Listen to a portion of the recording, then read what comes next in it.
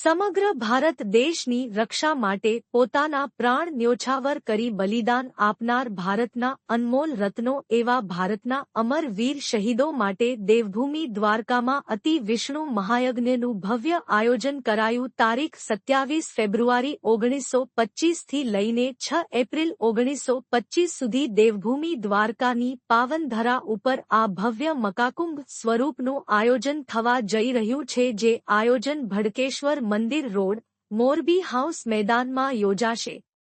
જ્યારે આ આયોજન ઉત્તરાખંડના સંત શ્રી બાળક યોગેશ્વર દાસ દ્વારા અતિ વિષ્ણુ મહાયજ્ઞ કરવાની ઈચ્છા વ્યક્ત કરી હતી, જે બાદ દ્વારકાના શિવભક્ત અને ભામાશા વીરમભા આશાભા માણેકના પુત્ર અને ધારાસભ્ય શ્રી પબુભા માણેક તથા માણેક પરિવારના સંપૂર્ણ સહયોગથી આયોજન કરવામાં આવ્યું છે। તો આ શુભ અવસરે દ્વારકાની ધર્મ પ્રેમી જનતાને મહાયજ્ઞમાં લાભ લેવા આમંત્રણ આપવામાં આવ્યું છે। रिपोर्ट ललित शिगंडिया, देवभूमि द्वारका। शिव शिव हर हर महादेव। ये आपकी पावन पवित्र भगवान की जो द्वारका नगरी है, यहाँ पर अति विष्णु महायज्ञ होने जा रहा है। बड़ा हर्ष का विषय है, बड़ी खुशी हो रही है। सभी को सादर आमंत्रित करते हुए देश के अमरवीर शहीदों की पुण्य स्मृति में, उनकी याद में अति विष्णु महायज्ञ ये 22 वर्ष से लगातार यज्ञ चल रहे हैं और उनकी याद में किया जाता है, जिन्होंने अपने देश के खातिर प्राणों का सर्वोच्च बलिदान दिया है। और ये 44वां महायज्ञ है इस तरह से द्वारका नगरी में। और इस यज्ञशाला के अंदर 108 हवन कुंड बने हुए हैं और इसी तरह से देश के हर कोने कोने से बड़े बड़े विद्वान आ रहे हैं और यज्ञ को संपन्न करेंगे।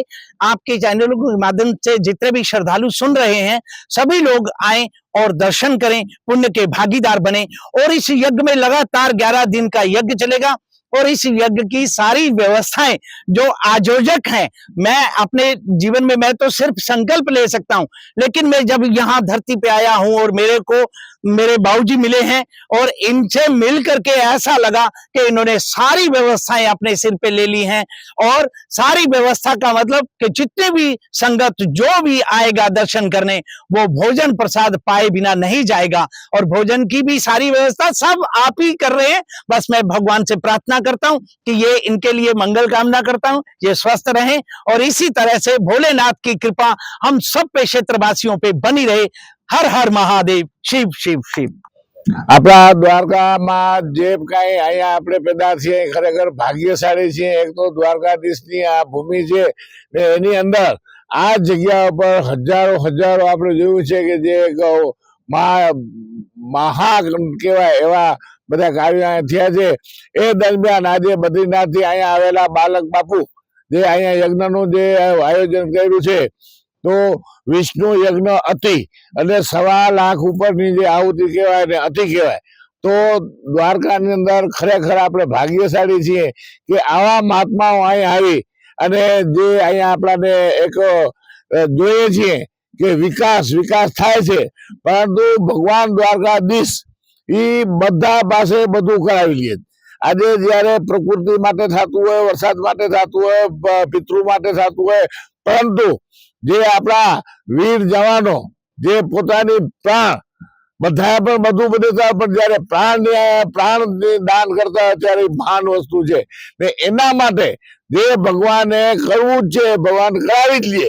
પરંતુ એના નિમિત્ત બાલક બાપુ ને બનાવ્યા છે ને આપણે દ્વારકાની અંદર આ આયોજન 27 તારીખથી 6 તારીખ સુધી છે અને અહીંયા 24 કલાક મહાપ્રસાદની પણ આયોજન છે।